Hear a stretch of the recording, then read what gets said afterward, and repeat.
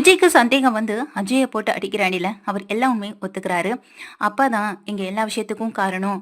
அப்பதான் வெண்ணிலாவையும் அவங்க அம்மா அப்பாவையும் மிரட்டி கல்யாணத்துக்கு முதல் நாள் இங்கிருந்து அனுப்பி வச்சது அவர் தானே சொல்லும் போதும் இதை கேட்ட இங்க விஜய் ஆடி போறாங்க. எல்லாருக்குமே ரொம்ப பெரிய அதிர்ச்சியாவும் இருக்கு. இப்பேற்பட்ட சதியை பண்ணாலும் இந்த வீட்டுக்குள்ள வரவே கூடாதுன்னு சொல்லி தாத்தா பாட்டி திட்டவும் செய்யறாங்க. அப்பா இதை மட்டும் தானே பண்ணாரு, வேற எதுவுமே செய்யலன்னு சொல்லி அஜய் சொல்லும் போது அஜய் திட்டி விட்டு எங்க விஜய் உடஞ்சு போய் நிக்கவும் செய்ய, வெண்ணிலாவுக்கு நான் இருக்கேன், வெண்ணிலாவை நான் பார்த்தப்ப அவ குணமாகற வரை இங்கதான் இருக்கணும்னு சொல்லி இங்க விஜய் வந்து வெண்ணிலாவை கூட்டிட்டு உள்ளேயும் போக, இது காவேரிக்கு ரொம்ப பெரிய அதிர்ச்சியாவும் அதே நேரம் அழுகையாவும் வரதா செய்தும் தாத்தா வந்து எங்க காவேரி கிட்ட கேள்வி கேட்கவும் செய்யறாங்க. இந்த விஷயத்த நீ முதல்ல எங்க கிட்ட வீட்டுல பெரியவங்களா இருக்க எங்க கிட்ட இந்த விஷயத்த பத்தி பேசிருக்கணுமா, அதை பத்தி எங்க கிட்ட சொல்லினா நாங்க வேற ஏதாவது செஞ்சிருக்க முடியுமான்றத பத்தி யோசிச்சிருப்போம்னு சொல்லி இங்க காவேரிக்கு சில வார்த்தைகளை ஆறுதலாவும் பேசிட்டு தாத்தா போயிடுறாங்க.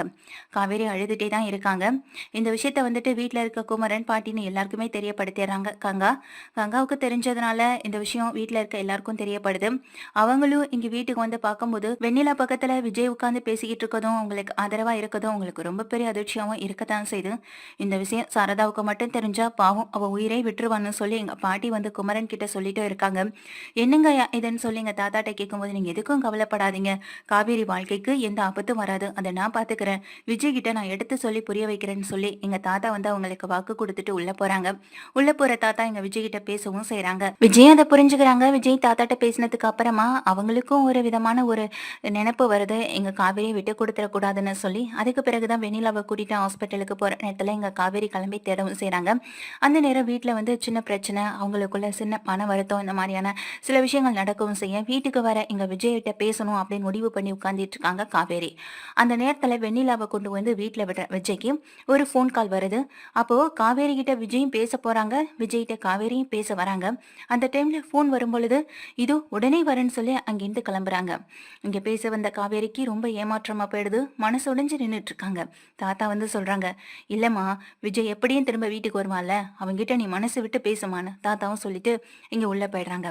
வெண்ணிலாவை கொண்டு உள்ள இருக்க வைக்கிறாங்க. ராகினி வந்து இங்க நக்கலாவே பேசிட்டு போறது இன்னும் மன வருத்தமாயிடுது. அதனால இங்க காவேரி நேரா கிளம்பி கோவிலுக்கு போயிடுறாங்க. மனசு சரியில்லை அப்படின்னு சொல்லிட்டு பாட்டிகிட்டையும் சொல்லிட்டு அங்கிருந்து கிளம்பி கோவிலுக்கு போயிடுறாங்க. கூடவே இங்க பாட்டி சொல்றாங்க, நீ வெண்ணிலாவையும் கூட்டிட்டு போமா, அது உனக்கு நல்லதா இருக்கும்னு நான் நினைக்கிறேன் அப்படின்னு சொல்றப்போ, அவங்கள நான் எப்படி பாட்டின்னு சொல்லிங்க கேக்குறாங்க. நீ தானமா அந்த பொண்ணை வீட்டுக்கு கூட்டிட்டு வந்த, அதனால நீ அந்த பொண்ணை கோவிலுக்கு கூட்டிட்டு போ, சீக்கிரமே எல்லாமே சரியாகணும்னு சொல்லி அந்த கடவுள் கிட்ட நீ வேண்டிக்கோ அப்படின்னு சொல்றாங்க. அதனால இங்க வெண்ணிலாவை காவேரி கூட்டிட்டு நேரா கோவிலுக்கும் கிளம்பி போறாங்க.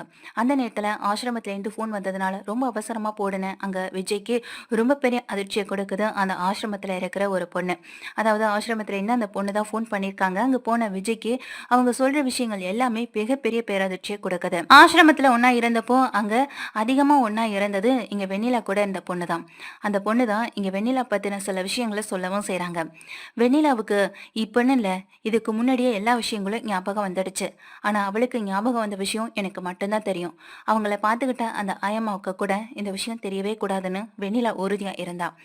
ஏன் அப்படின்னு கேட்டபோதுதான் அவ சில விஷயத்த சொன்னா. அது என்னன்னா, என்னைய இந்த கல்யாணத்தை பண்ணிக்க கூடாதுன்னு சொல்லி மிரட்டினி இங்கேருந்து போக வச்சவரையும் நான் சும்மா விட மாட்டேன். இங்கேருந்து போன பிறகும் கூட என் அம்மா அப்பாவை இங்கே காரு வச்சு ஏற்றி கொலை பண்ணவங்களையும் நான் சும்மா விட மாட்டேன். யார் என்னன்னு எனக்கு எல்லா விஷயமும் தெரியும். அவங்கள நான் பார்க்குற வரைக்கும் கண்டிப்பா நான் அவங்கள பழி வாங்காம விட மாட்டேன். அதுக்கு நான் எடுத்திருக்க ஒரே ஒரு காரணம், எனக்கு எல்லா விஷயமும் தெரிஞ்சிடுச்சு, நான் எல்லாமே தெரிஞ்சு இருக்கேன் அப்படின்னு மற்றவங்களுக்கு தெரிஞ்சதுன்னா அதனால ஆபத்து எனக்கு மட்டும்தான். எதுவுமே தெரியாதது போல மறதி போல நடிக்கிறது மட்டும்தான் எனக்கு இப்ப இருக்கிற ஒரே ஆயுதம். இந்த ஒரே ஆயுதத்தை வச்சுதான் நான் அந்த ஆட்களை பழி வாங்க போறேன்னு சொல்லி இங்க வெண்ணிலா என்கிட்ட சொல்லிட்டு இருந்தா. முதல் முயற்சியா அவ எடுத்த விதத்திலேயே அவ வெற்றியும் பெற்றா. அதுதாங்க இவளை தேடி வந்த அந்த பசுபதியோட பொண்ணு அந்த ராகினி, அவங்க ஹஸ்பண்ட் அஜய்னு சொல்லி இவங்க எல்லாருமே இங்க வெண்ணிலாவை தேடி ஆசிரமத்துக்கு வந்தாங்க. அப்போதுலேருந்தே அவளுடைய முகமும் சரியில்லை. ஏன்க்கா வெண்ணிலா ஏன் இப்படி இருக்குன்னு சொல்லி அவகிட்ட தனியா நான் இருக்கும்போது பேசினேன். அப்பதான் அவ என்கிட்ட சில விஷயத்த சொன்னான். அப்பதான் அவ சொன்ன விஷயம் எனக்கே அதிர்ச்சியா இருந்தது. அவங்க அம்மா அப்பாவோட இறப்புக்கு வேற யாரும் காரணம் இல்ல விஜய், உங்க வீட்டுல இருக்காங்க ராகினுடைய அப்பா பசுபதி, அவங்க தான் இது எல்லாத்துக்கும் காரணம்ன்றத வெண்ணிலாவும் கண்டுபிடிச்சிட்டா. அவளுக்கு எல்லா விஷயமும் ஞாபகமும் இருக்கு. அவரை பழி வாங்கணும் அப்படின்ற ஒரே குறிக்கோளோட தான் வெண்ணிலாவும் இறந்துட்டு இருக்கா. அப்படின்னு எதுக்காக மறதி போல என்கிட்ட கூட நடிக்கணும்னு சொல்லிங்க கேட்கும்போது, உங்களுக்கு கல்யாணம் ஆன விஷயத்தையும் அங்க அவ தெரிஞ்சுக்கிட்டா ராகினி மூலமா. உங்கள எந்த இடத்துலயும் அவ விட்டு கொடுக்க கூடாதுன்னு நினைக்கிறா. 2 வருஷமா உயிருக்குயிரா காதலிச்ச விஜய், இப்ப வேற ஒரு பொண்ணு கூட வாழ்றத அவளால ஏத்துக்கவும் முடியல. இப்ப அவளுடைய பழிவாங்கலுடைய உணர்ச்சியில இங்க காவேரியும் கூட இருக்காங்க அப்படின்னு சொல்லும்போது, இத கேட்ட விஜய்க்கு இன்னும் பெரிய அதிர்ச்சியா இருக்கு. "என்னம்மா சொல்ற நீ?" அப்படின்னு கேக்குறாங்க. ஆமா, என்ன இருந்தாலும் உங்கள விட்டு கொடுக்க கூடாதுன்ற ஒரு பொசசிவ்னஸ் அவளுக்கு நெறையவே இருக்கு. இங்க தான் இடத்த காவேரி பிடிச்சுட்டான்ற ஒரு கோவமும் அவளுக்கு இருக்கதான் செய்யுது. அதுக்கு இங்க மறதி போல நடிச்சு இங்க காவேரி உங்ககிட்ட இருந்து பிரிக்கணும்ன்றதான் அவளுடைய முதல் எண்ணம்.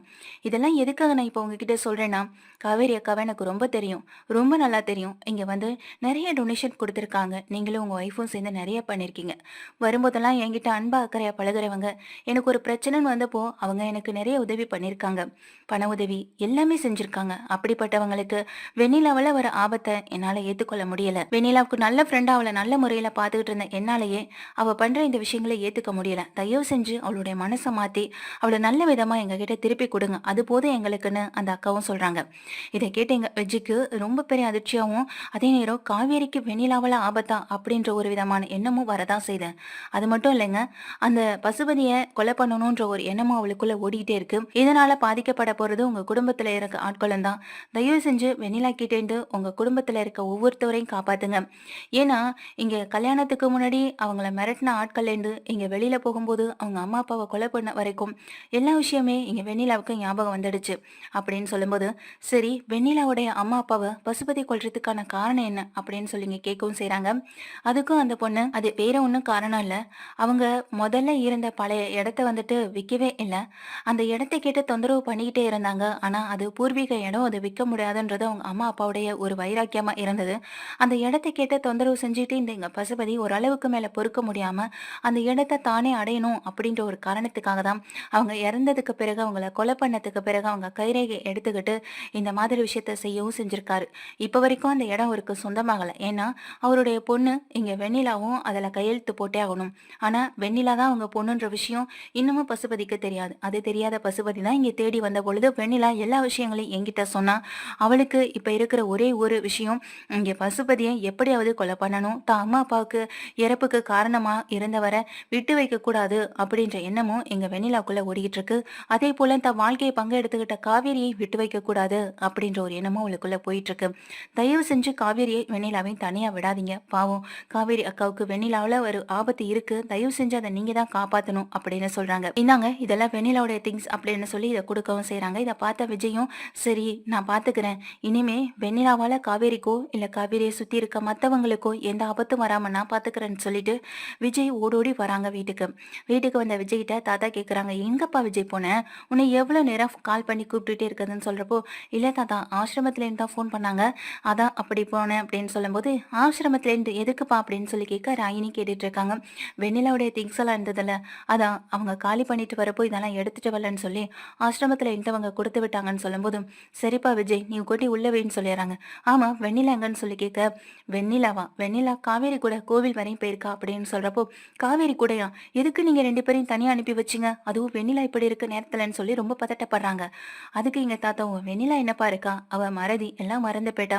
அதான் அவளையும் கோவிலுக்கு கூட்டிட்டு போயிட்டு வாமா, இப்போ எல்லாமே சரியாகணும்னு வேண்டிக்கோ அப்படின்னு சொல்லி எங்க பாட்டியும் நானும் தாப்பா அனுப்பி வச்சோன்னு தாத்தாவும் சொல்றாங்க. என்ன தாத்தா நீங்க அப்படின்னு சொல்லிட்டு ரொம்ப அவசரமா கார் எடுத்துட்டு போறாங்க. இங்க விஜயும், பரவாயில்லையே விஜய்க்கு வெண்ணிலா மேல அக்கறை அதிகமா தான் இருக்கு. இந்த நிலைமையில எதுக்காக கூட இங்க காவேரி கூட அனுப்பி வைக்க கூடாதுன்னு நினைச்சிட்டு தான் இருக்காரு. நம்ம நினைச்சதை விட இங்க விஜய் பயங்கரமா சிந்திக்க தான் செய்யறாரு. இங்க காவேரிய நம்ம பிரிக்க வேண்டியதுல எங்க விஜயை பிரிச்சு விட்டுருவாருன்னு நினைச்சிட்டு இருக்காங்க. இங்க இன்னொரு பக்கம் ராகினியும் இங்க இந்த ரொம்ப அவசரமா அங்க கோவிலுக்கு போறாங்க. கோவில்ல போய் வந்துட்டு ஒவ்வொரு இடமா தேடி பாக்குறாங்க. அப்பதான் வெண்ணிலா அங்க காவேரி கூட அங்க சாமி கும்பிட்டு இருக்கதையும் கவனிக்கிறாங்க. அப்பாடா, காவேரிக்கு ஒண்ணும் இல்ல. காவேரிய வெண்ணிலா ஏதோ செய்யல. வெண்ணிலா கிட்டையும் நம்ம எதுவுமே தெரியாதது போல நடந்துக்க வேண்டியதான். இந்த விஷயம் என்ன தவிர வேற யாருக்கும் தெரியக்கூடாது. காவேரி கிட்ட சொன்னா பாவம் அவ ரொம்ப டிஸ்டர்ப் ஆயிடுவான். ஆனா அவகிட்ட சொன்னா அவ கொஞ்சம் உஷாரா இருப்பாள்ல. கடவுள் தான் முடிவு பண்ணணும். நான் என்ன முடிவெடுக்கிறதுன்னு எனக்கு தெரியலேன்னு இங்க கடவுளை பார்த்து வேண்டிட்டே இருக்காங்க. அந்த நேரத்துல வெண்ணிலா இங்க காவேரியுடைய துப்பட்டாவுல கீழே இருக்க விளக்குல தெரியறபடி காவேரி கண் அசந்து நல்லா சாமி கும்பிட்டுட்டு இருக்க நேரம் அங்க கீழே இருக்க துப்பட்டாவை எடுத்து அந்த தீயில வந்துட்டு போட்டு விட்டுறாங்க. இதை தூரத்துல இருக்க விஜய் பார்த்துட்டு காவேரி காவேரின்னு சொல்லி சத்தம் போட்டு ஓடி வராங்க. ஆனா அங்க இருக்க மேல சத்தத்துல காவேரிக்கு காதுல விலகவே இல்லை. காவேரின்னு சொல்லி ஓடியே வராங்க. அந்த நேரம் இங்க தீ பத்திக்க ஆரம்பிக்குது. காவேரி ரொம்ப பதட்டப்பட்டு தீ அணைக்க முயற்சி பண்றாங்க. ஆனா அவங்களால எதுவுமே செய்ய முடியல. இங்க வெண்ணிலா எதுவுமே தெரியாதது போல ஒரு மறதி கேஸ் போலையும் அவங்க தனக்கு எதுவுமே நடக்கல அப்படின்றது போலயும் நின்றுட்டே இருக்காங்க. வேடிக்கை பார்த்து மனசளவுல சந்தோஷப்பட்டு இப்படியே நீ அழிஞ்சு போடி, இங்க விஜய்க்கு நீ என்னைக்குமே மனைவியா இருக்கக்கூடாது. விஜயின் மனைவின்னு பார்த்தா அது நான் மட்டும்தான். விஜய் கூட நான் மட்டும்தான் சந்தோஷமா வாழணும்னு சொல்லி மனசளவுல நின்றுட்டு இருக்க இங்க பின்னாடி வந்த விஜய் வெண்ணிலாவை பிடிச்சு ஒரு தள்ளி விட்டுட்டு காவேரியை போய் காப்பாற்றவும் செய்றாங்க. துப்பட்டாவை தூக்கி வீசி இங்க காவேரியை காப்பாத்தி தீயை அணைக்கும் போது இங்க காவேரி மயங்கி விழுக பக்கத்துல இருக்கவங்க எல்லாரும் தண்ணி கொண்டு வந்து கொடுத்து காவேரியை மயக்கத்துல இருந்து தெளியும் வைக்கிறாங்க.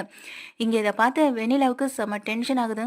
எதுக்காக விஜய் இப்படி பண்றாரு, என் மேல அன்பா அக்கறையா இருக்காருன்னு நான் நினைச்சிட்டு இருக்கேன். நான் வந்த நேரம் என்கிட்ட மட்டுமே தான் அன்பா இருந்தாரு. ஆனா இப்ப என்ன திடீர்னு காவேரி மேல பாசம் வருதுன்னு வெண்ணிலா ஒரு பக்கம் ரொம்ப கோவப்படவும் செய்றாங்க. இங்க வெண்ணிலாவை பார்த்து ஒரு முறைச்ச விஜய் திரும்பி இங்க காவேரியை கிளப்பிட்டு உனக்கு ஒன்றும் இல்லைம்மா, உனக்கு ஒன்றும் இல்லை, நான் கண்டிப்பா உன்னை நல்லா பார்த்துப்பேன், வா முதல்ல கிளம்பு போகலான்னு சொல்லும்போது எப்படி விஜய் எனக்கு தீப்பத்தினுச்சுனே தெரியல, நான் கவனிக்கலான்னு சொல்லும்போது இனிமே உனக்கு எந்த ஆபத்தும் வராம நான் உன் பக்கத்துல இருந்து என்னைக்கும் நல்லா பார்த்துப்பேன். நீ என்னுடைய மனைவி, அப்படி இருக்கப்போ உன்னை நான் எங்க விட்டு கொடுத்துருவேன். நீ எதுக்காக என்கிட்ட இவ்வளோ கோவத்தோடையும் இவ்வளோ ஆக்ரோஷத்தோடையும் நடந்துகிட்டேன்னு தெரியல. ஆனா உன்னை நான் நல்லா பார்த்துப்பேம்மா அப்படின்னு சொல்லும்போது என்னை மன்னிச்சிருங்க விஜய்னு அந்த இடத்துல காவேரி சொல்லவும் செய்றாங்க விஜய் கிட்ட. தெரியுது உன்னோட சுச்சுவேஷன் என்னன்னு. ஏன்னா நிவின் உன் வாழ்க்கையில வந்துடக்கூடாது நான் நினைச்ச மாதிரி தானே என் வாழ்க்கையில வெண்ணிலா வந்துடக்கூடாதுன்னு நீ நினைச்சிருப்ப. இதை நான் புரிஞ்சுப்பேன். புரிஞ்சுக்கிற அளவுக்கு நான் முட்டாள் கிடையாது. வெண்ணிலா என்னை பொறுத்த வரைக்கும் வெண்ணிலா முன்னாடியே சொல்றாங்க எங்க விஜயும், என்னை பொறுத்த வரைக்கும் வெண்ணிலா என்னுடைய முன்னாள் காதலை மட்டும்தான். ஆனா நீ என்னுடைய மனைவி, அந்த இடத்த நான் யாருக்கும் விட்டு கொடுக்க மாட்டேன் அப்படின்னு சொல்லும்போது இங்க காவேரி ரொம்ப சந்தோஷப்படுறாங்க. வெண்ணிலாவுடைய முகம் முழுக்க முழுக்க அப்படியே மாறுறத இங்க விஜயும் கவனிக்கிறாங்க. காவேரி எரிக்கை அணைச்சபடி அங்க நிக்கிற வெண்ணிலாவை பார்த்தபடியும் யோசிக்கிறாங்க. உன்னால என்னைக்குமே இங்க காவேரியை நெருங்க கூட முடியாது. காவேரி என் கூட இருக்கிற வரைக்கும் ரொம்ப சேஃபா தான் இருப்பா. அவளை என்னைக்குமே நான் தனியா விட்டுற மாட்டேன். அதே போல உன் அம்மா அப்பாவோட இறப்புக்கு காரணமானவனை உன் கண்ணு முன்னாடி கொண்டு வந்து நிறுத்தி அவனுக்கு சரியான தண்டனை நான் வாங்கி கொடுப்பேனே தவிர காவேரியை நான் விட்டு கொடுத்துட மாட்டேன். நீ போடுற நாடகத்தெல்லாம் நான் சீக்கிரமா கலைச்சு காட்டுறேன்னு இங்க விஜய் முடிவு பண்றாங்க. வெண்ணிலாவை மறைச்சபடி வா காவேரி போகலான்னு சொல்லி இங்க காவேரி இழுத்துட்டு வர வெண்ணிலா அப்படின்னு சொல்றாங்க. அவ வருவா, நீ வா போகலான்னு சொல்லும்போது இங்க பின்னாடியே வெண்ணிலாவும் வராங்க. இங்க காவேரிக்கு ஒண்ணுமே புரியல. வெண்ணிலா மேல இவ்வளவு வெறுப்பா காட்டுறதுக்கு என்ன காரணம்னு தெரியாம காவேரி விஜய் பின்னாடியே போறாங்க. ஆனா விஜய்க்கு தெரிஞ்ச விஷயம் மத்தவங்களுக்கு தெரியக்கூடாது. மத்தவங்க இதனால ரொம்ப ஃபீல் பண்ணுவாங்க. அதே போல இங்க பசுபதியால வெண்ணிலா உயிருக்கு ஆபத்து வந்துருவோம் அப்படின்ற ஒரு எண்ணமும் அவருக்குள்ள தோணு செய்து இங்க வெண்ணிலாவை திருத்தணும், காவேரிக்கு எந்த ஆபத்தும் வந்துடக்கூடாது அப்படின்ற ஒரு எண்ணத்தோடையும் அந்த கோவில்ல மனசார வேண்டிக்கிட்டு காவேரி கையை பிடிச்சு கூட்டிட்டு போக பின்னாடியே வர வெண்ணிலாவுக்கு செம அதிர்ச்சியா தான் இருக்கு.